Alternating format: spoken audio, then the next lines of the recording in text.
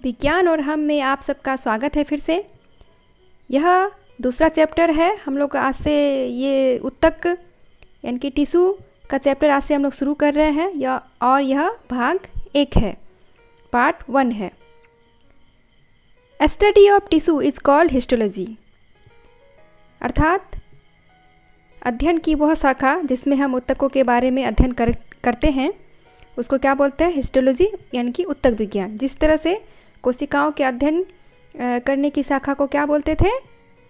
Cytology यानी कि कोशिका विज्ञान। उसी तरह से हम जिस शाखा में इसको विस्तृत रूप से उत्तक के बारे में पढ़ेंगे उसको हिस्टोलॉजी कहते हैं। आगे के क्लासेस में जब आप बड़े क्लासेस में जाएंगे पढ़ेंगे उसके बारे में, तो फिर उत्तक को बहुत ही विस्तृत रूप से पढ़ाया जाता है। फिलहाल हम ये सामान्य जानकारी उत्तक का प्राप्त करेंगे इस क्लास के माध्यम से। Study of tissue is called histology.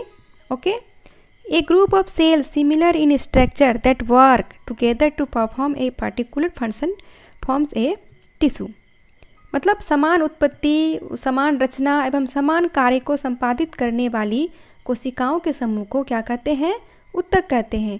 यानी कि जिसकी उत्पत्ति समान रूप से हुई है, उसका स्ट्रक्चर भी समान है और वो समान कार्य करता है, समान फंक्शन उसका कार्य करता है। अगर वो भोजन पचाने के कार्य कर रहा है तो वो उसकी जो कोशिकाएं हैं उस अंग में एक होंगी और उन कोशिकाओं के जो समूह होगा वो एक ही टाइप का होगा। आप यहाँ देख रहे हैं क्या, ये एक कोशिका है, ये सेल है और इसके समूह को, गुच्छों को क्या बोलते हैं हम लोग? टिश्यू बोलते हैं यानी कि उत्तक बोलते हैं। तो आप लोग जान रहे हैं कि जब जीवन का, पृथ्वी का विकास हुआ तो उस समय कैसी जीव का विकास हुआ? एक कोशिकीय जीव का विकास हुआ। तो उस समय एक कोशिकीय जीव थी तो उसमें कुछ ज़्यादा जटिलताएं नहीं थी, लेकिन जैसे जैसे जीवों के विकास के साथ साथ जटिलताएं बढ़ती गई, मतलब और बहुकोशिकीय जीवों की भी उत्पत्ति हुई। यानी कि जीवों के विकास के साथ साथ जटिलताएं बढ़ी और बहुकोशिकीय जीवों की उत्पत्ति हुई। बहुकोशिकीय मतलब जिसमें ऐसे जीव जिसमें बहुत सारी कोशिकाएं पाई जाती हैं, जैसे कि हम लोग जितने सारे आपको पेड़ पौधे जीव जंतु दिखाई पड़ते हैं वो सारे के सारे बहुकोशिकीय जीव हैं। और एक कोशिकीय जीव वैसे जीव जिसमें सिर्फ एक ही कोशिका पाई जाती है, जैसे अमीबा या फिर कुछ टाइप के ब्लू ग्रीन एल्गी, कुछ बैक्टीरिया इसमें आते हैं जो हमें मतलब बिना माइक्रोस्कोप के वो नहीं दिखाई पड़ते हैं, तो वो एक कोशिका से ही बनी होती है। इसके बारे में हम लोग पिछले चैप्टर में भी कोशिका के बारे में विस्तृत रूप से चर्चा की है। अगर आप लोग कोशिका के बारे में जानना चाहते हैं तो वो सारा चैप्टर देख लीजिएगा, उसकी 13 क्लासेस आ चुकी हैं। सभी जीवों की उत्पत्ति के साथ सभी कोशिकाओं में कार्य करने की क्षमता विकसित हुई।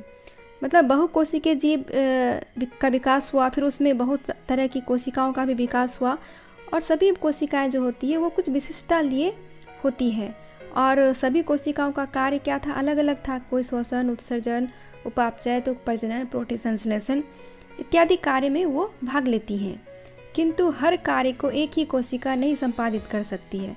मतलब कोई एक कार्य है जो वो सिर्फ एक कोशिका करती है, लेकिन हर एक कार्य के लिए हर अलग अलग कोशिका का निर्माण होता है। इसलिए विशिष्ट कार्य हेतु विशिष्ट प्रकार की कोशिकाएं होती है। जिस तरह से आप देखते हैं कि हर काम के लिए अलग अलग डिपार्टमेंट होते हैं। पुलिस का डिपार्टमेंट अलग है, मेडिकल डिपार्टमेंट अलग है, फिर शिक्षा विभाग अलग है। तो इस तरह से बहुत तरह के पंचायत विभाग अलग है, अलग अलग डिपार्टमेंट है समाज के अलग अलग कार्य करने के लिए।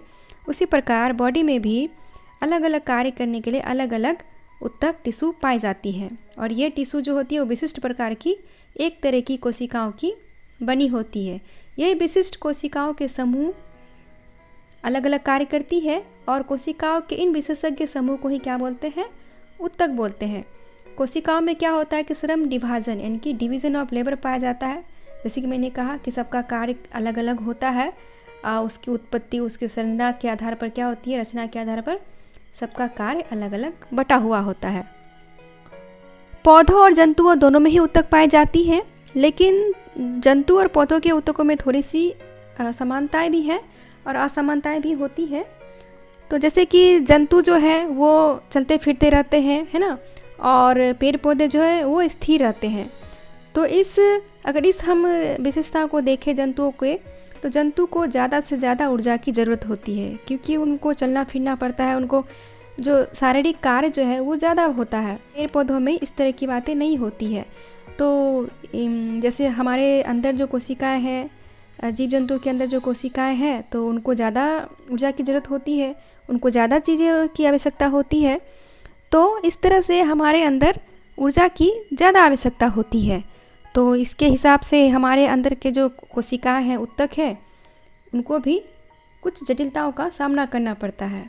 तो हम इसी सारी जटिलताओं में को और पादप ऊतक को और जंतु ऊतक को विस्तृत रूप से अगले क्लास में हम लोग फिर इसके बारे में अध्ययन करेंगे। तब तक के लिए इतना ही।